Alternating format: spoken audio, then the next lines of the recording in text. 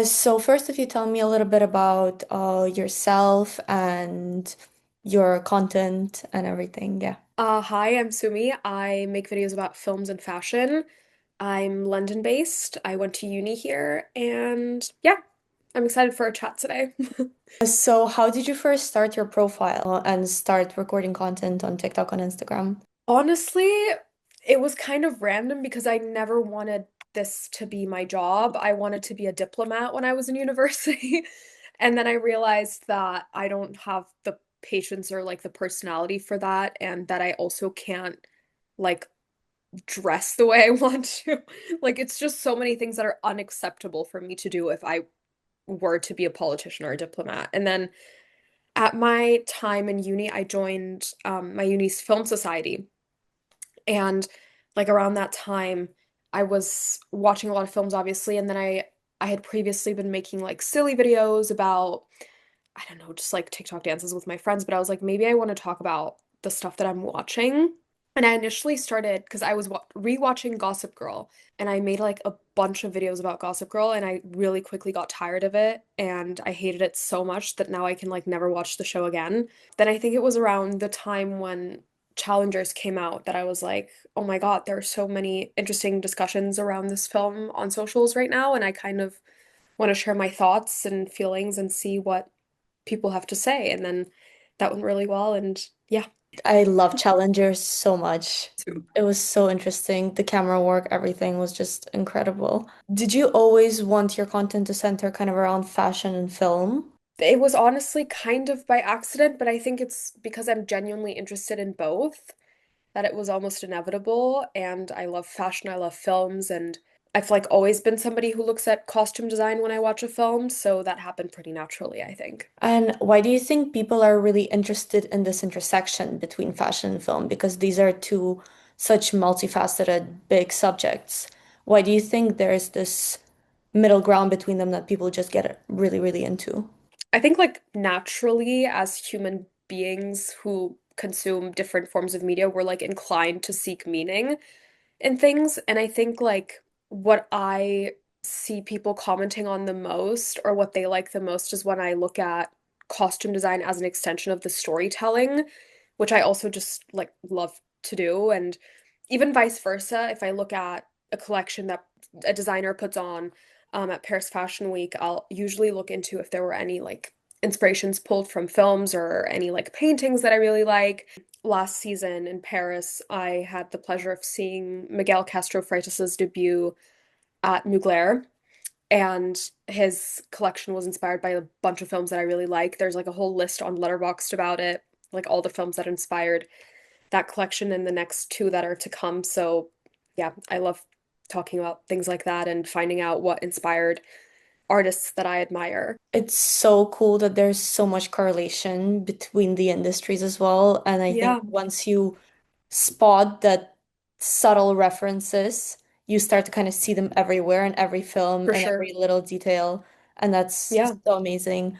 So is that also something you want the viewers to take away from your content? And what in general do you want people watching your content to take away from it? Yeah, definitely. Ironically, I want people to get off their phones as much as possible. I know I'm the most active on the app that's like worst for your brain, but I think like just encouraging people to think more critically and consume things mindfully and like read about fashion, read about films, watch more films, read more books so that we can like foster an environment on social media where we're not mindlessly consuming things. And unfortunately, social media is often the place where nuance goes to die, which I hate. But I try to counteract that a little bit with my videos. Honestly, I think it's working. I really love your videos because of how deep they go into this. And Thank also because you. of some of the references that you've made in your videos actually made me put my phone down and think, Oh my oh, God. actually, I'm gonna go see where this quote is from. What about this book? What about this film? Let me analyze this through like this writing. What reference was that? So thank you for that, first of all. Amazing. I'm glad. And what's the process like of you picking subjects for your videos and picking films that you discuss? It's like a little bit cyclical in a way, and it goes back to what I was saying before. But if I become obsessed for whatever reason with a director or a designer or a painter, I'll usually research a bunch of what inspires them, who their favorite directors, painters, designers are, and then like I'll usually want to understand where their inclinations towards art come from, and that's when I start like exploring the things that they've consumed. And but in general, I think my favorite thing to do is to watch films and talk about films with like really interesting female characters. I know it's a bit of a tough question, but what is your favorite genre of film? Or at least the one that you really enjoy kind of immersing yourself and diving deep into? I love psychological thrillers a lot, even like unconventional psychological thrillers. I love films like Black Swan, The Red Shoes. I mean, obviously, like anything ballet related because I grew up dancing ballet is really cool to watch. But even Pearl, which is a bit more horror, I guess, surrealist, psychological thrillers and horrors, anything David Lynch as well, I love. Even Alfred Hitchcock, like, yeah, I think those are probably my favorite.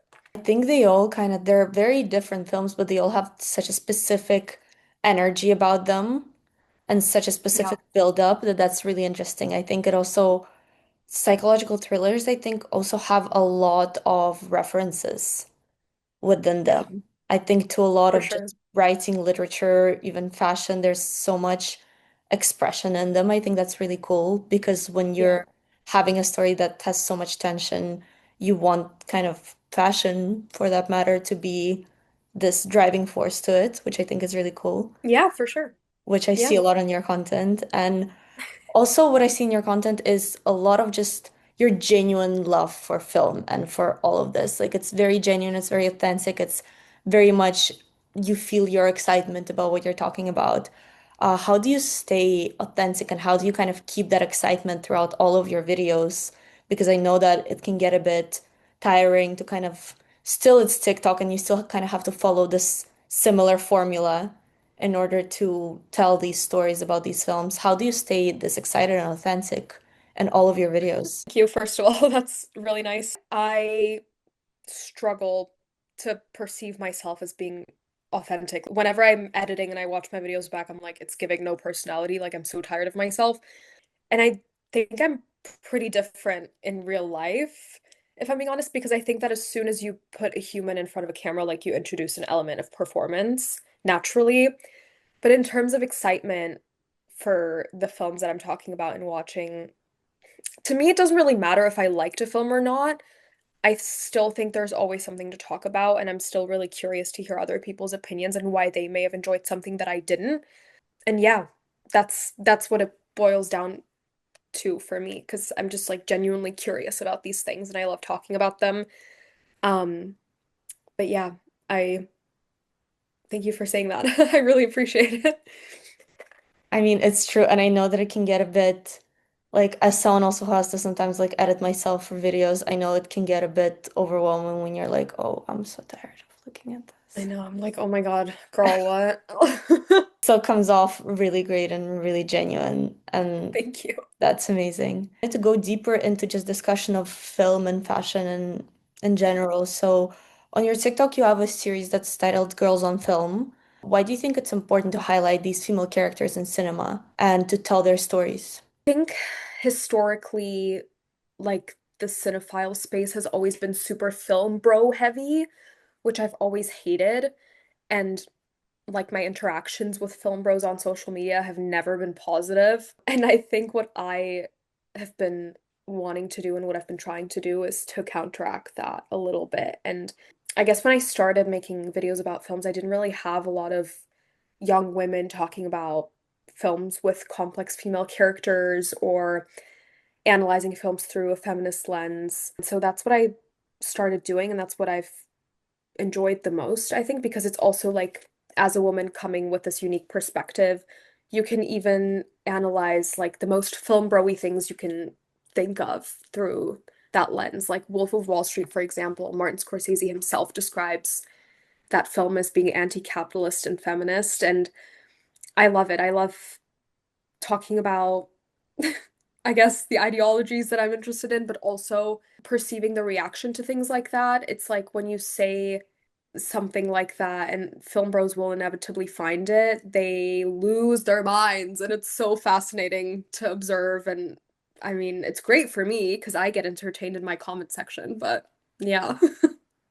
It's really funny how gated that kind of community of opinions on films really is, where they're just not allowed for any other perspective on their favorite film. Yeah, for sure. Anytime you try to give them something interesting, I think whenever someone tells me their favorite film is American Psycho and they're a film bro, I just tend to leave a conversation at this point because I'm like, I don't think there's going to be a discussion in which you're going to actually welcome my opinions on the matter. So Exactly. that's Like, really interesting. But there's such a big community of film girlies who completely agree with you, and it's so great that you're yeah. like pushing our agenda forward a little bit. Yeah, I've been seeing a lot of really cool girls and smart girls on my free page talking about exactly what we were just talking about. So that's a great development. Why do you think fashion has been such a prominent tool in film storytelling always? And how do you think that relationship evolved in the last decade? I think like this goes beyond film, but fashion has obviously like always been a form of self-expression for people. And I think that when you go into the cinema and you watch a film, like all of that is amplified and exaggerated. Like you can really take costume design to an extreme, whereas like in real life, sometimes you can't dress to an extreme because you're bound by the confines of your life and like the circumstances of maybe having a job and things like that. But yeah, I think it's fascinating, and I also think that what I'm most fascinated by are people who really shaped the way that costume design has developed in film.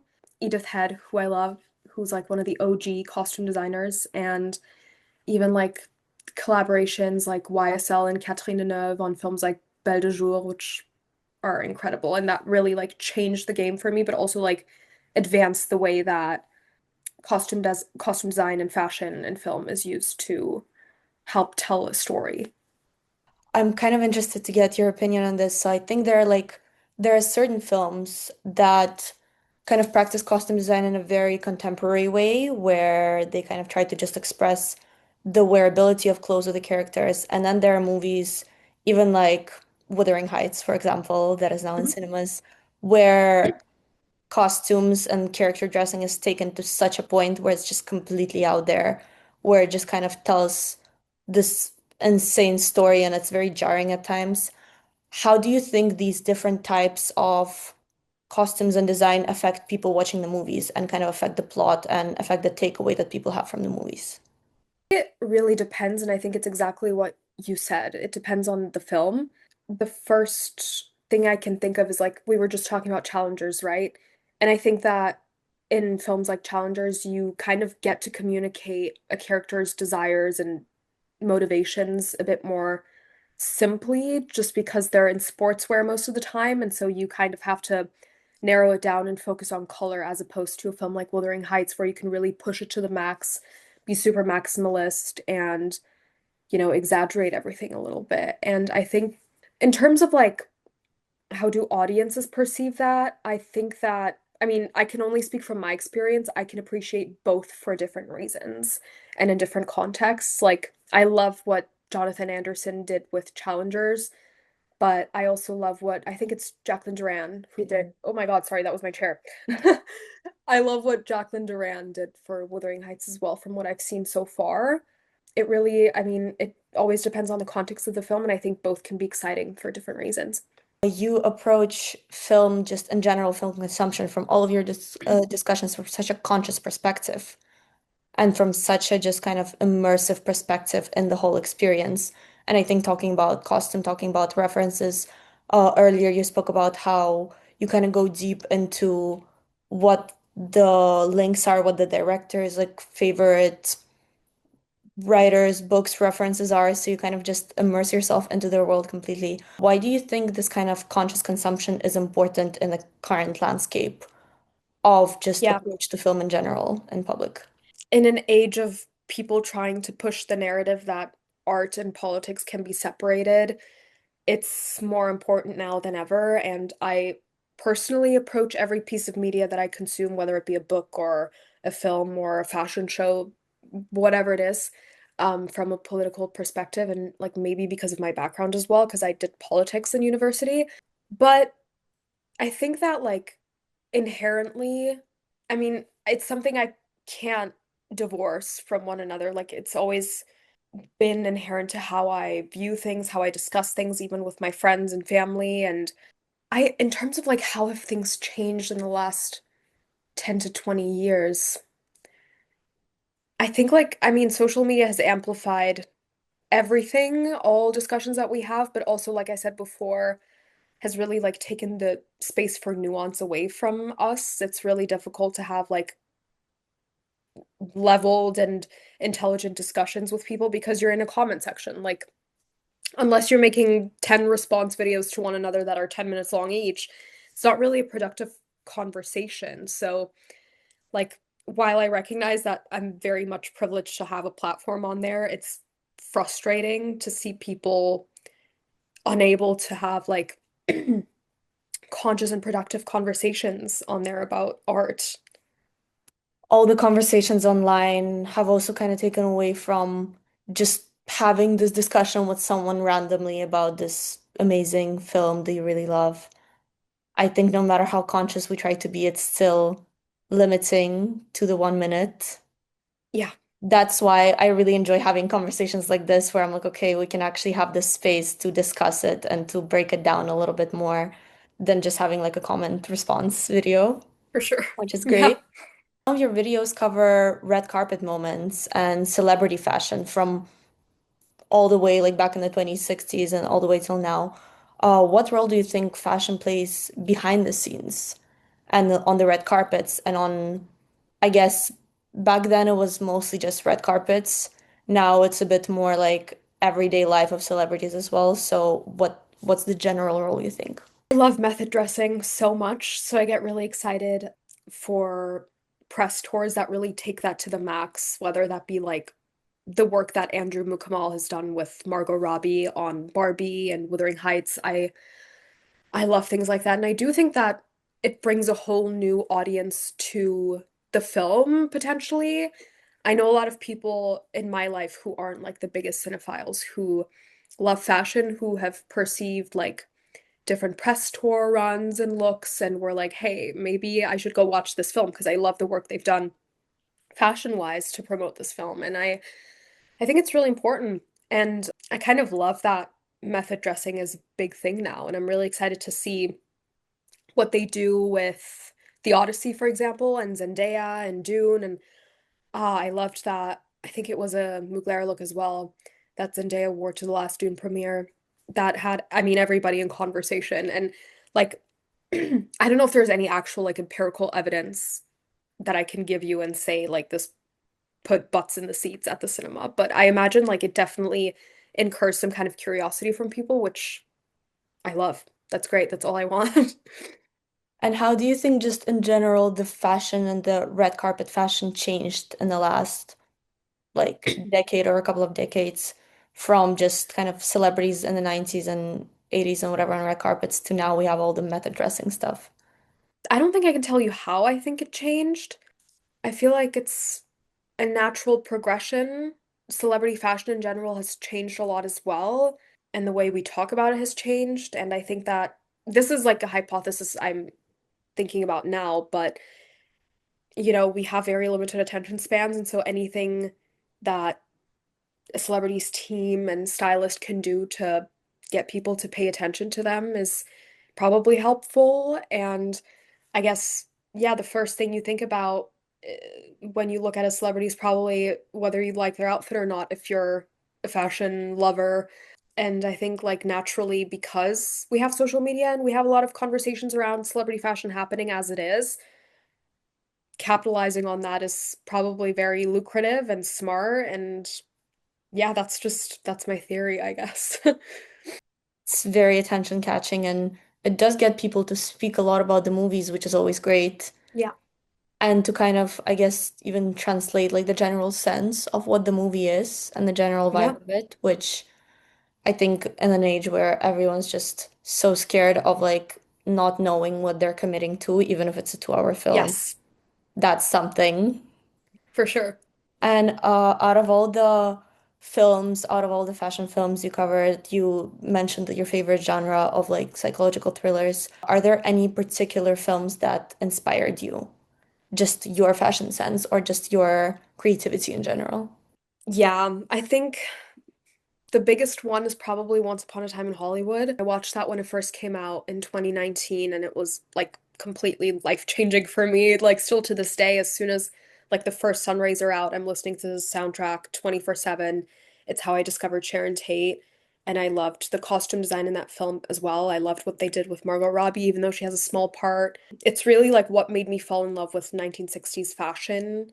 Yeah, it's probably my number one thing that I pin on Pinterest as well. But I love Catherine Deneuve in general, and I watched Belle de Jour for the first time, I think in November. And like I said before, like the looks, the YSL looks are like delicious. They're gorgeous, like the coats, the hats, and I think it's made me experiment a bit more with how I dress and like wearing headpieces and what kind of shoes I like and what I look for. And yeah, I think those are probably the ones. Once Upon a Time in Hollywood was just so beautiful, So fashion-wise, pretty. and the looks is just I think I was like looking for the like mini dresses and the boots for like a month after that. Yeah, so beautiful. I got boots like that, exactly like that, right after the film came out and I lost them and it's still like they were like what Zara boots or something. So it's not like a crazy loss, but I think about them every day, genuinely.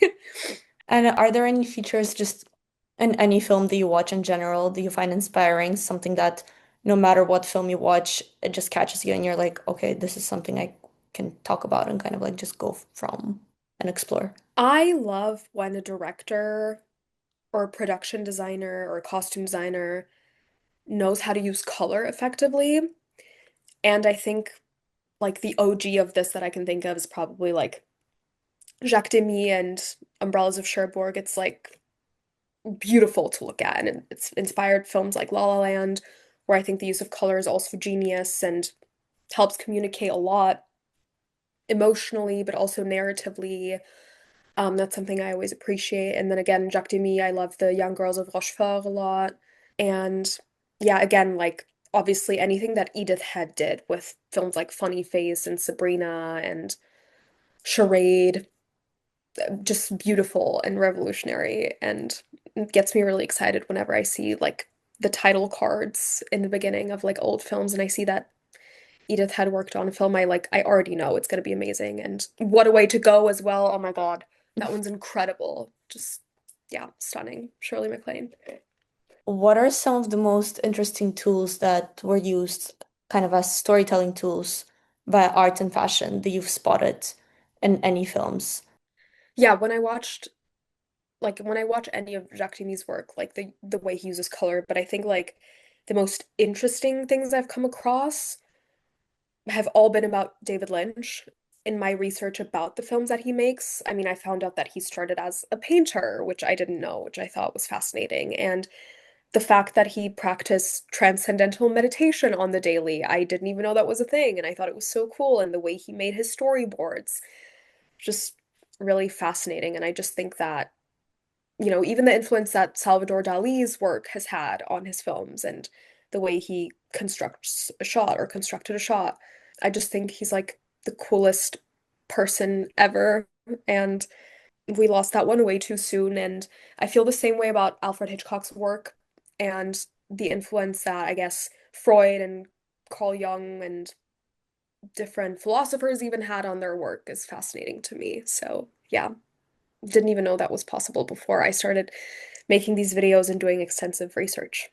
Didn't know that about David Lynch, but the second you said it, it made complete sense. It just makes sense, right? Like, Yeah, yeah, it's also his picture as a filmmaker, just through everything that you just said and everything that I knew about him before, is just so concise.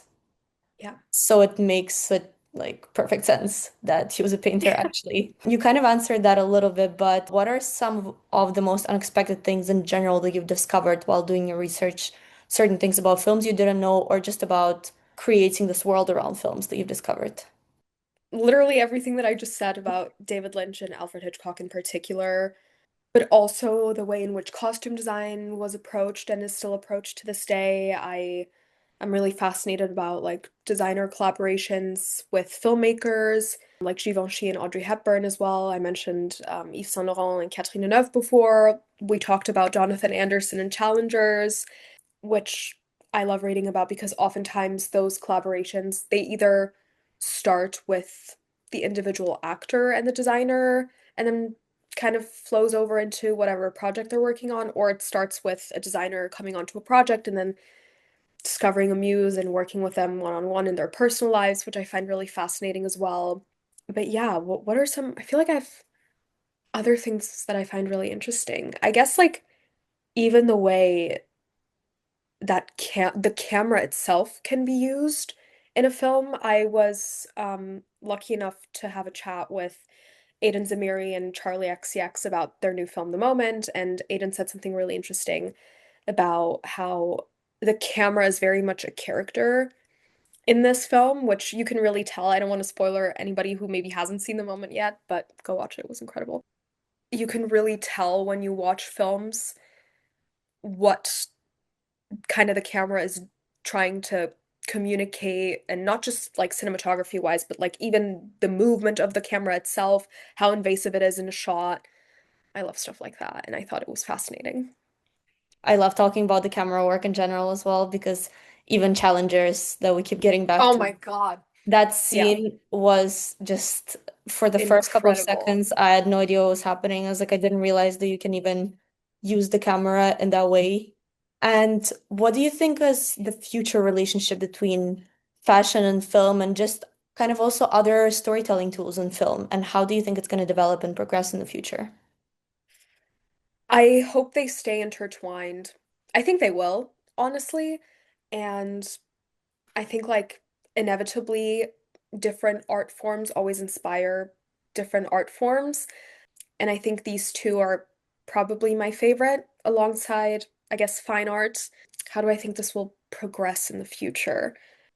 I would hope that we get some new, really interesting fashion house filmmaker collaborations with like younger designers, up and coming designers. Yeah, I think people underestimate how varied artists' taste can be. It goes back to everything that we've essentially been talking about today. But one of my friends, he owns like an archival fashion business, and he knows so much about so many films that I haven't even seen. And I'm always like fascinated by his mind, but also about the knowledge that he has on archival fashion. And so I'm really curious to see, I guess, where our generation takes it and what we're gonna do with that. But yeah, I'm really excited. I also think that like our generation is very much kind of inspired by we have this so much choice of the characters that we Yeah. can get inspired by.